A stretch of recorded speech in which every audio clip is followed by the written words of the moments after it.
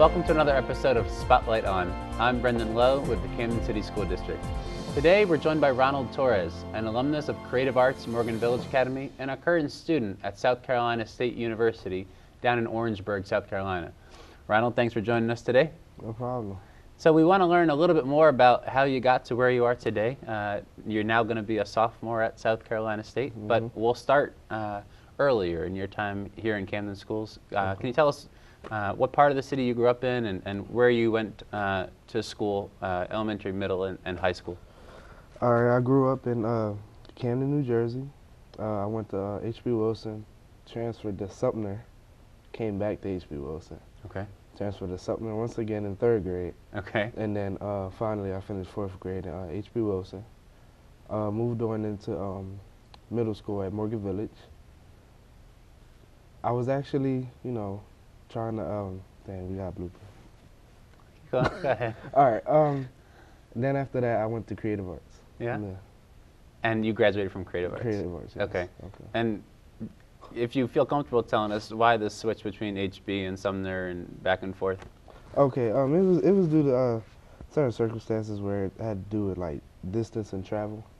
My grandmom had got a little sick, so Sumner School provided school transportation, and being at a young age, she didn't want me walking to school, so I had went to Sumner, but we just soon felt as though H.B. Wilson was better, so I just stayed at H.B. Wilson. Okay. And how were your experiences in elementary school? What was Ronald Torres like as an elementary school student?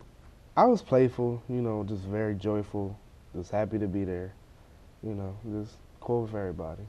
Okay, okay. And then you get into Morgan Village. I get into Morgan Village, and it's a different environment. You got older kids.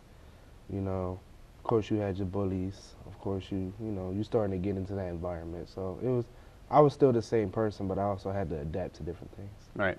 Nobody really has a good time in those middle school years. It doesn't work out well for anybody. But it was, and we've talked about how those years were challenging for you, and something came along, or someone came along and helped change that for you, put you on a different path. Can you talk about that a little bit? Okay, so along with being playful, I started becoming very childish. Not listening. It's just common young person stuff, young people stuff. So I was a class clown. I'm sure we've all had that moment. So 5th grade, our band director, Mr. Nasir Dickerson, he comes in to try to recruit people for the band. And me being a jokester, I said, sure, I'll join. So I went over to the band room after school, and he just threw a trombone in my hand, and that's where it all began. And why did you take him up on it? What kind of things were happening to you at that time? Were you getting straight A's? Were you getting suspended? Where on the spectrum were you? Well, during 5th grade, I was, getting attention, wasn't getting good grades. I was lost, basically. Yeah. So, I thought it was a joke at first. I soon began to take music very seriously. And presumably when he put that trombone in your hands, you didn't really know what to do with it. Yeah, I didn't know what to do with it. I'm just used to seeing things with buttons, and this one was a whole new environment. Right, so, right. I mean, it was a rocky start. I was like showing up, then not showing up. It was just until I became dedicated and just stick through. And what was the progression? How did you end up going from a 5th grader who was almost like a dare? You were just picking up on a trombone to see what would happen. How did you end up getting committed to it? This is in middle school now. Was there a band in middle school? Or talk to us a little bit about that. So we had a little jazz band called the Little Jazz Giants. Okay. So we started there. I started getting to know new people, and I just soon began to start realizing that a lot of my friends were going towards a path I didn't want to go on. So I just felt as though music kind of like helped me find myself, and I was starting to realize that at a young age. So I started going out performing, and it started making me realize that if I could just do this in middle school, what else can I do later on in life? Mm-hmm. So it's very interesting, you know, just learning something new. You know, it's a new language, so it's like, you know, very fluent. And I was just ready to learn new things about music. So you know, I stuck through, kept playing trombone, got a little better. You know, of course, practice makes perfect. So the thought about high school came along. Yeah. And I really didn't want to go to Camden High. Okay. So creative arts was mentioned to me, and I realized that the band director at Creative Arts is Mr. Nasir's brother. Yeah. So of course, you know, he put in a good word for me and stuff like that. So I felt as though this was like my ticket to getting a new, another second chance, basically. Yeah. So with all that being said, you know, I did my audition at Creative Arts after my 8th grade year, and then I got into Creative Arts and then started high school. Okay. And do you think that the trombone helped you mature? As a Yes, student? it did. Yeah, because you know, you have to be one with your horn. So you know, it's taught me a lot. It's taught me how to stay out of trouble. It saved my life a few times, and I'm just glad me being a jokester actually put something new in my life, basically. When you say the trombone saved my life, what do you mean there? Well, because you got to think of it. School's over at 3. Right. So what are kids possibly doing at that time? You know, probably in the street, hanging with their friends. You know, normal, typical youngster stuff. So around that time, anytime between 3 to 6 or 7, I'm in the band room rehearsing. So you know, it's just keeping me away from a lot of negativity outside. Mm-hmm. You talked about some of the people you were friends with in middle school and how it didn't seem like if you stayed close with them that you'd end up in a good place. Mm-hmm. Looking back now, can you tell whether you were right, or can you see what happened with some of your friends versus others? Well, some of my friends decided to stay immature, you know, and just it's a negative path that a lot of people should not go down. You know, staying, you know, being a jokester, class clown, and then that evolves into being defiant and doing things outside of school that are negative. And then, you know, looking back, I'm glad I made the right decision to join the band because a lot of my friends aren't here today. And talk to us a little bit about jazz.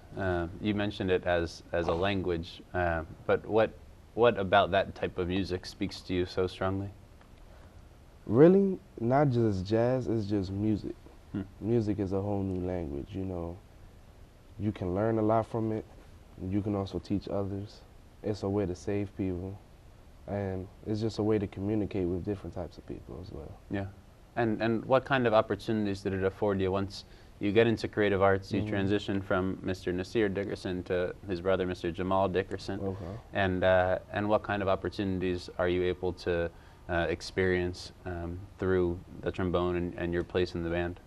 Okay. Well, along with hard work in high school, a lot of opportunities I earned were I had got private lessons with John Legend's trombonist, Mr. Brent White. I've also been to Monterey, California. I've had the chance to visit Berklee College of Music. I had the chance to actually win a championship, something I never thought I would do. Yeah. You know, and it's just accomplishments that I'll never forget, and the people I'll never forget that I met. Yeah. And what kind of community did the band provide? You mentioned your grandmother, who you live with. People have described a school community as like a second family to them. Did you feel that way with what you experienced at Creative Arts? Actually, to be honest with you, I actually spent more time with the band than my own family. So yeah, they were my second family. You know, I've met a lot of people that I feel as though they're like my brother, sister, Mr. Dickerson, father figure.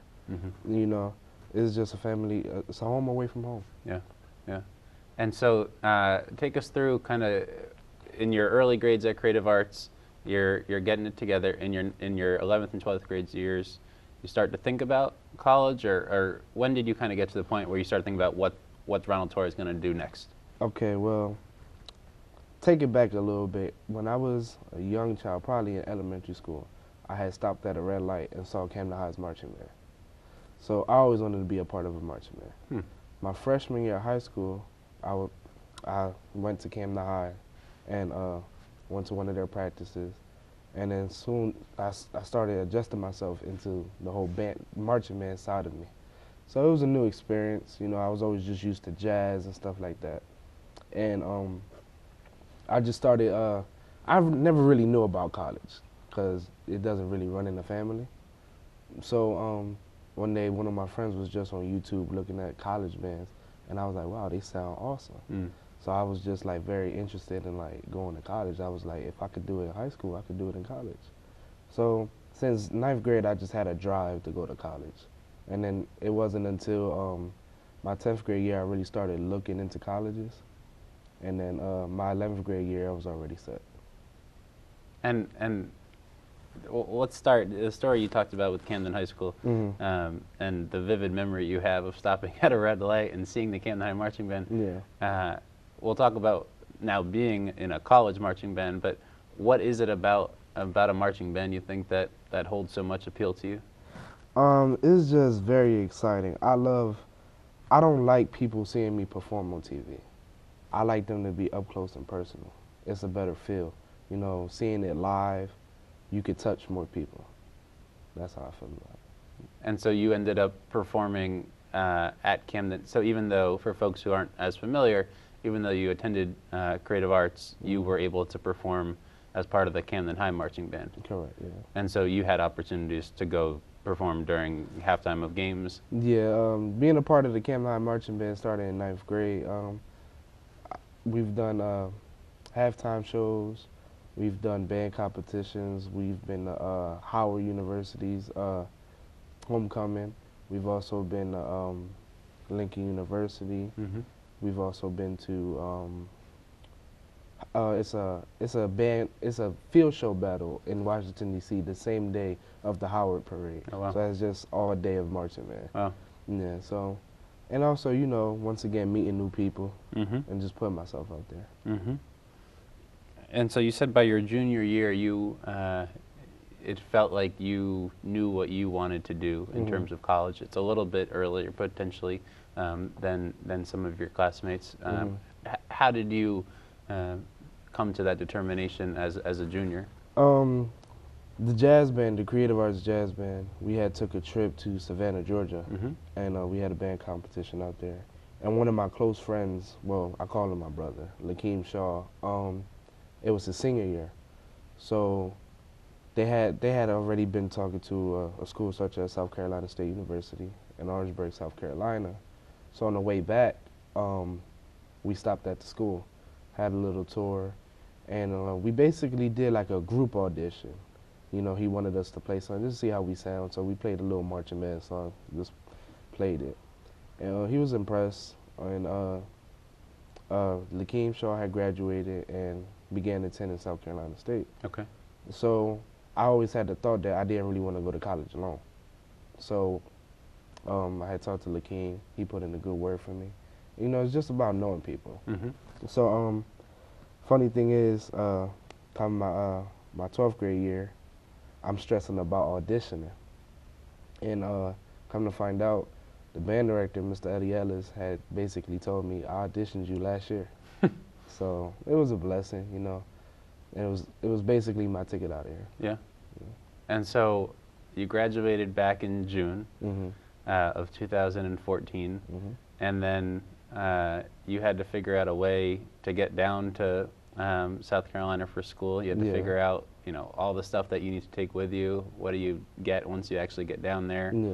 And it's not just starting college, which is a new experience, obviously, but the fall means football season, it means marching band, it means a lot of different things. So how was that transition for you when you were beginning all these different things? It was very stressful at first, but I knew a person of my personality and the drive that I had. People knew what I had in store. So I just reached out to people who I trust, and soon enough they helped me financially. And I found my way out there.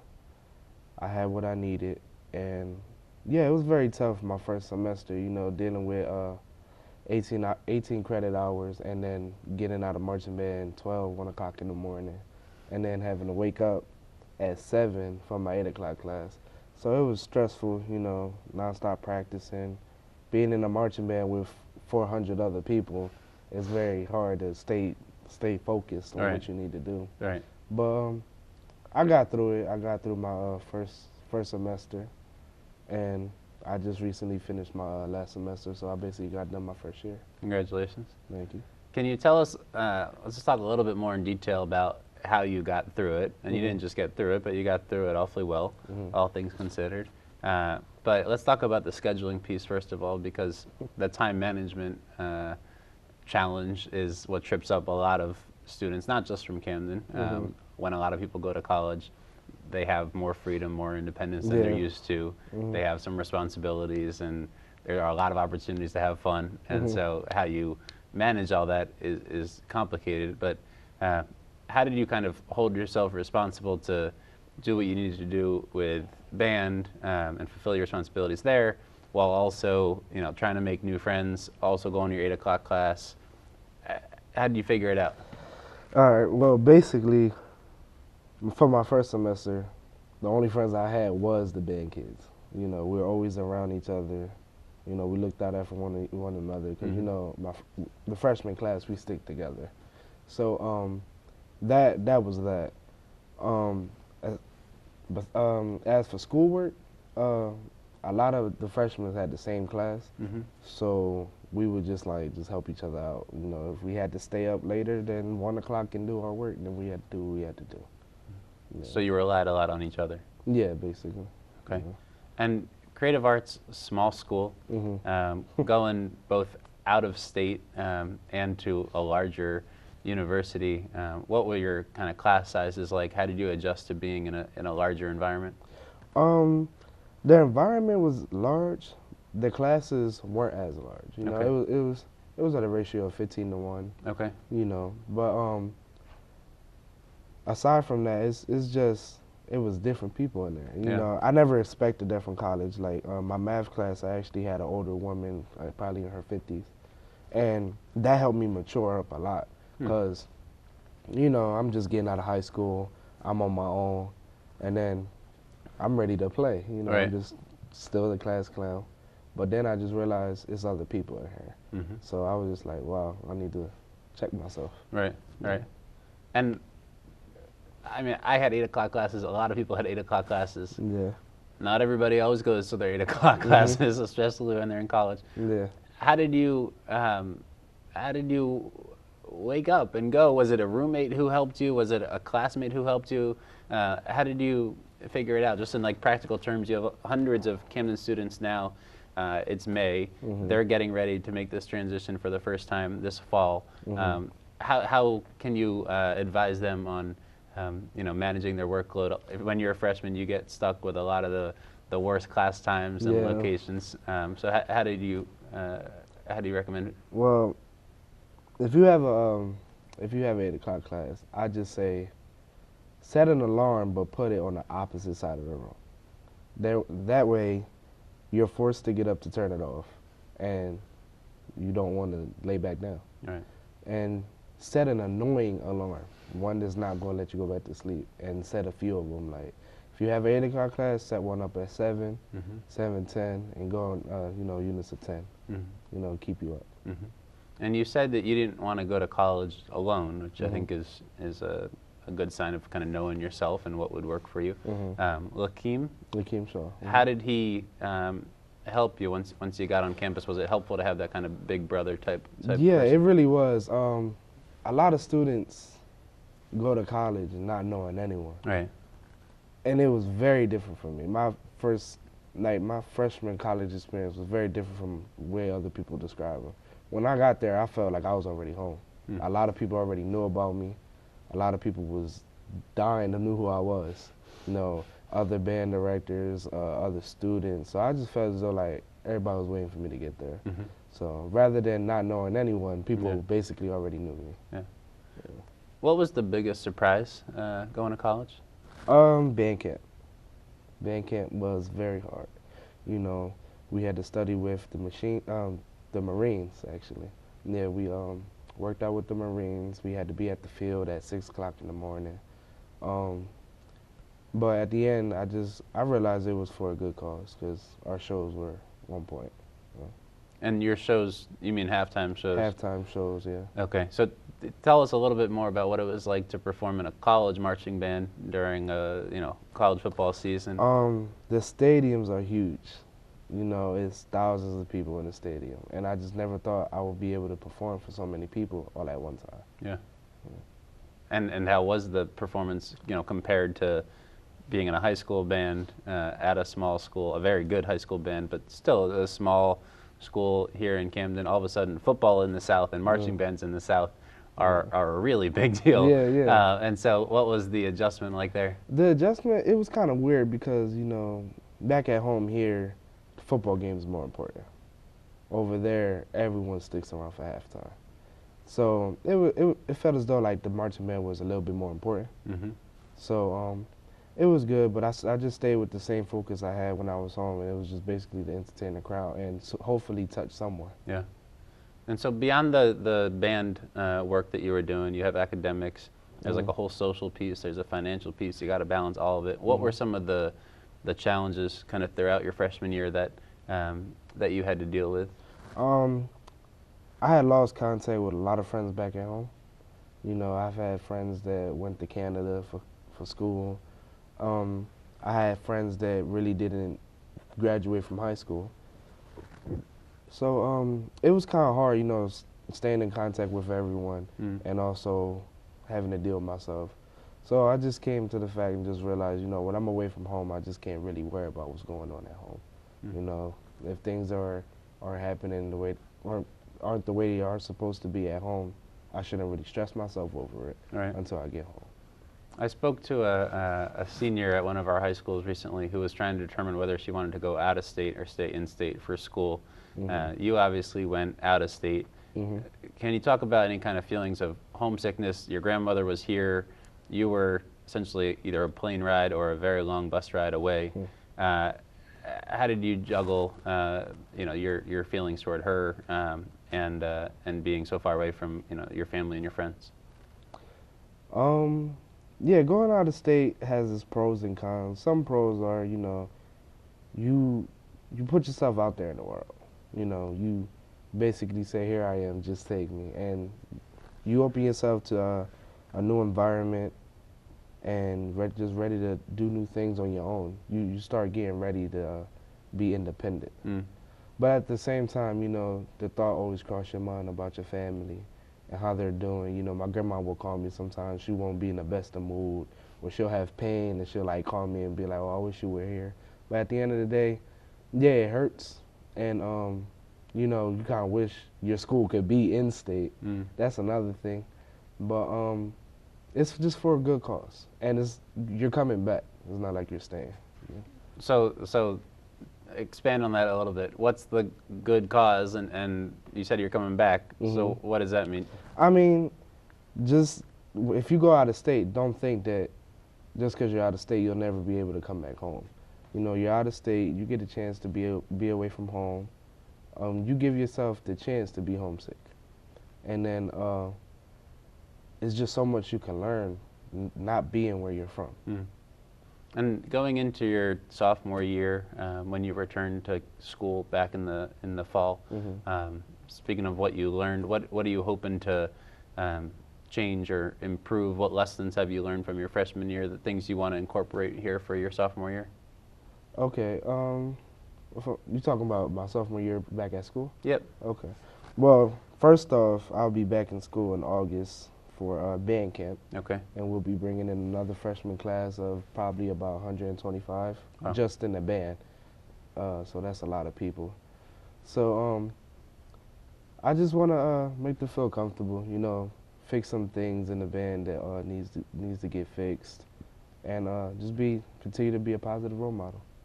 Can you tell us what you're studying, if you've decided on a major at this point, and where you're hoping that might lead down the road once you graduate in 3 years? Okay, well, I study music industry at South Carolina State University, and although it's a very hard major due to the fact that a lot of the classes required to pass are only 1 credit. And this music is the longest, it takes the longest to graduate.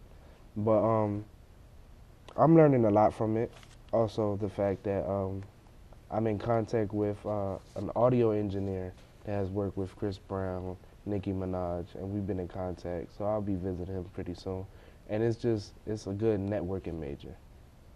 And the hope is that one day you come back on the show and tell us that you are a... I don't really know what I'll be. Okay. But I just want to come back with more motivation, basically, you know. Just let my city know that I came from where y'all came from, and this is what I'm doing now. I want to go back to something that you said to me about a year ago. You were named in our first group of remarkable graduates, the students who overcame extraordinary adversity. You said something to me, and now that we're a year past, I want you to reflect on it and kind of close us out here. You said, and this is based in part, I think, on what Mr. Dickerson said to you, and something that you'd read in a book. You said, from here on out, it's not going to get any easier. So you go in knowing it's not going to be easy, and you can then find ways to overcome it. Okay. So you've gone through a year of college. How do you feel about what you said? It's still in there. Yeah, basically what I said still makes sense, because some people go to college and don't know what to expect. So therefore, if you don't know what to expect, you're not gonna understand how to deal with it. So I went into college knowing it's gonna be a little difficult. It's gonna be new. It's gonna be challenging. So therefore, I created ways before it got challenging to overcome the walls that were being put up. And yeah, there were some that were a little more challenging than I expected, but I had a thought that it would be like that. So it doesn't just have to do with college. You know, it could be a job. It could just be life, period. Just as long as you know what you're getting yourself into, it'll be better like that. Yeah.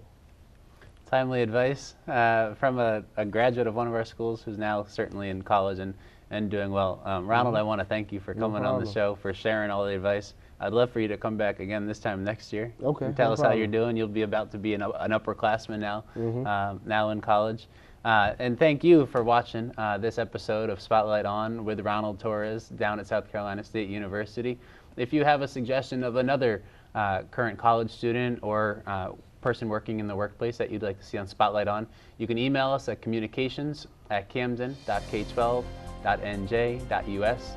You can also like us on Facebook, follow us on Twitter, and watch this interview and many others on our YouTube channel. Again, thank you for watching this episode of Spotlight On. Have a good day.